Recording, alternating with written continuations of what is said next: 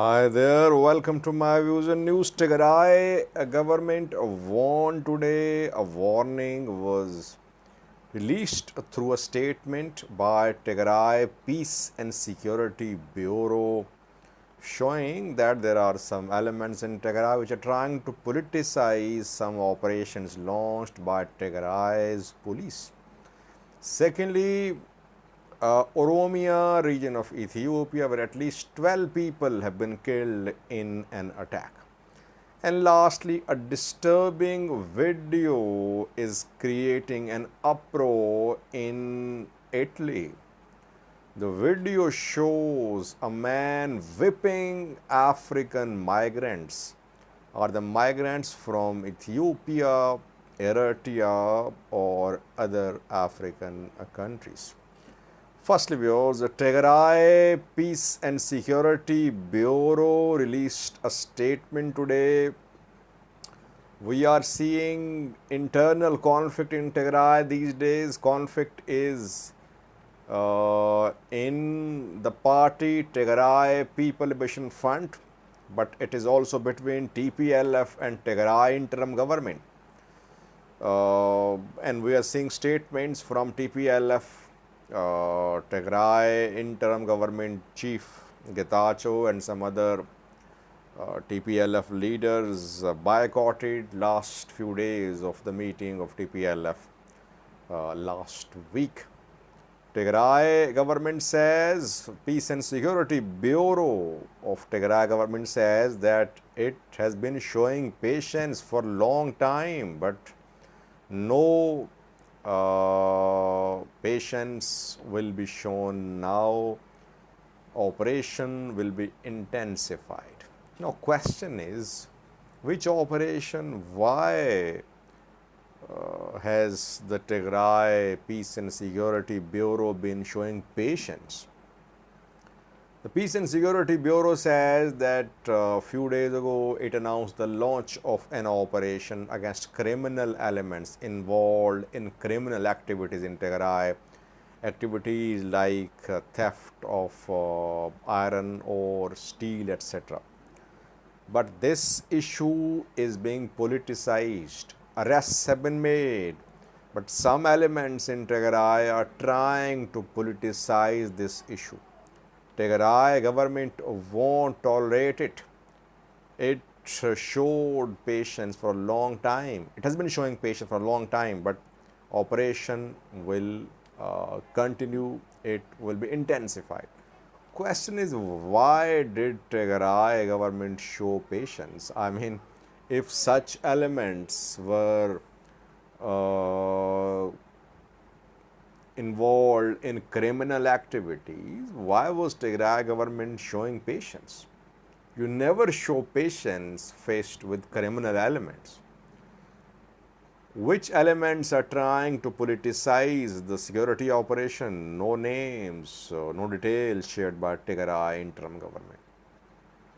The operation will now be conducted not just against metals, iron, or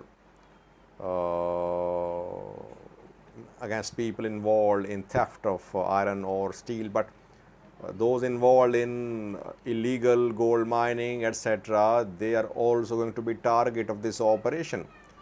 It seems that this, by the way, Tigray government fired 3 senior police officials a few days ago after the launch of this operation.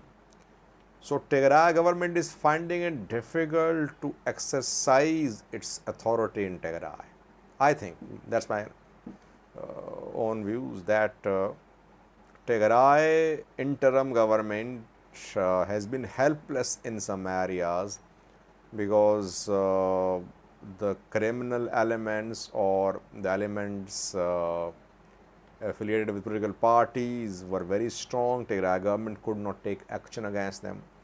That is why perhaps we saw that security situation deteriorated, robberies increased, crime rate surged. Now Tigray government wants to take action because Tigray government leader Getachew and TPLF obviously are not on good terms. So Tigray government now can take action against those two who could be backed by the TPLF too. But it seems that we could see now more tensions between the leaders in Tigray, because they're not united. If TPLF has decided to remove Getachew, or if it has decided to weaken Getachew, it will be difficult for Getachew to continue. He should have backing, strong backing of security forces, strong backing of military, federal forces to survive. And TPLF has been in power in Tigray for decades. Obviously, it has its people in security, administration, on zonal level, whatever level, everywhere there is TPLF. So that's why maybe Tigray government has been helpless. Let's see, can government now enforce its writ in the region or not? Secondly, viewers, Oromia region of Ethiopia, where at least 12 people have been killed in an attack. It happened in southwest Shoa zone of the Oromia region, Amaya district. The chief of the area, the mayor of the area, his name is Getachew, blamed extremist Fano elements.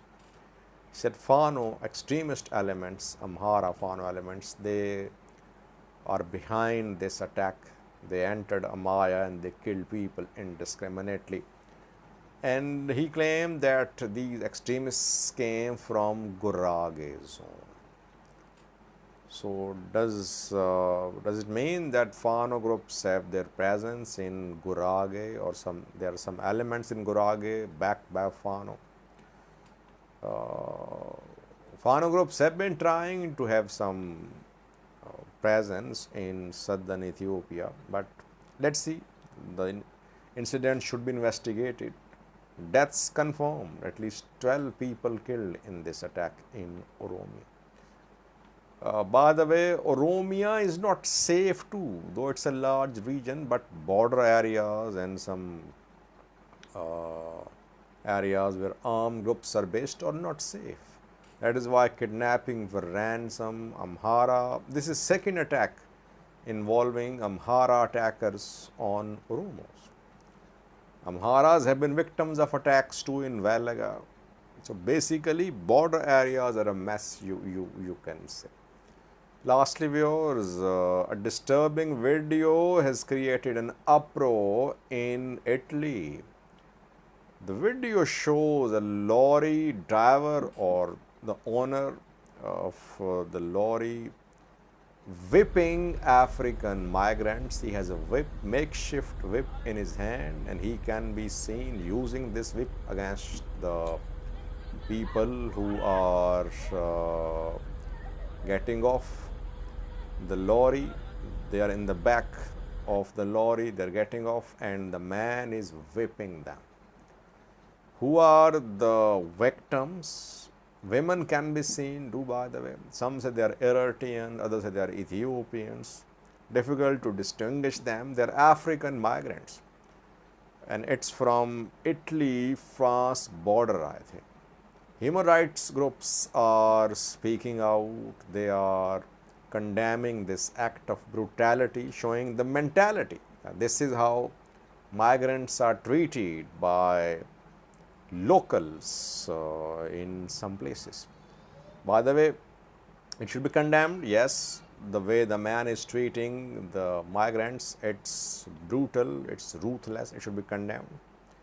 But problem is that when you don't respect your people at home, they won't be respected abroad as well. See what is happening in Ethiopia and Eritrea. Do they really care about their citizens? Will they protest against this act? Will they demand accountability? Will they demand action against this driver? No. Why? Because they are involved in the worst human rights abuses against their own people in their countries.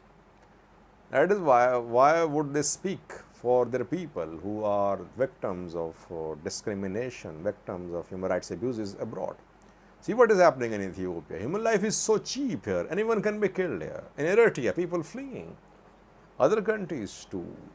So that is why when you are not respected at home, you respect abroad sometimes. You don't get respect abroad. Having said that, the society which claims to be civilized society, they say that Europe is a center of civilized society now. But this is how the civilized society members are treating those poor people who just fled their countries because they could not make both ends meet. That is why they are fleeing towards Europe. But in Europe, they are being treated like animals. Thanks for watching.